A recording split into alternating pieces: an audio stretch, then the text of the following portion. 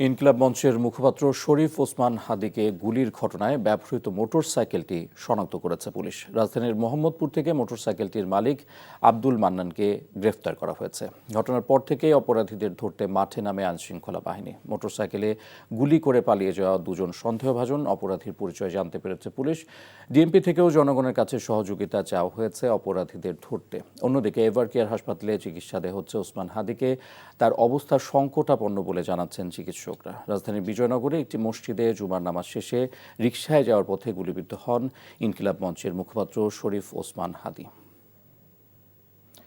দর্শক, এই বিষয়ে আরও বিস্তারিত জানাতে রাজধানীর এভারকেয়ার হাসপাতাল থেকে সরাসরি যুক্ত হচ্ছেন সহকর্মী জুবায়ের প্রধান। জুবায়ের, ওসমান হাদির চিকিৎসার সবশেষ কি খবর আছে আপনার কাছে?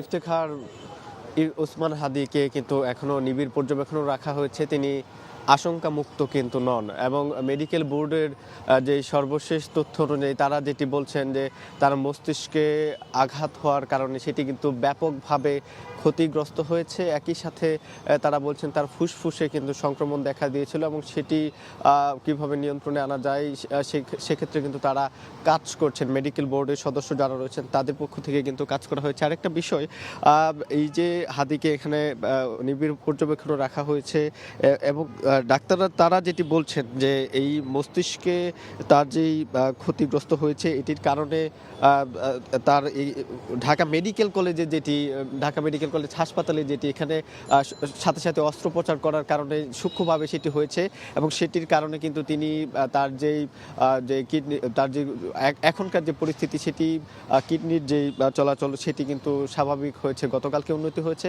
একই সাথে আজকে তাদের পক্ষ থেকে গতকালকে যে ব্রিফিং করা হয়েছে সেটিতে তারা বলছেন তিনি কিন্তু এখনও আশঙ্কামুক্ত নন, এবং পরবর্তী যে সংবাদ সম্মেলন বা তারা যদি সেটি করেন এবং সেটিতে কিন্তু তারা আরও বিস্তারিতভাবে আমাদেরকে জানাতে পারবেন। তো এভারকেয়ার থেকে হাদির যে শারীরিক অবস্থা এই ছিল আমার কাছে সবশেষ।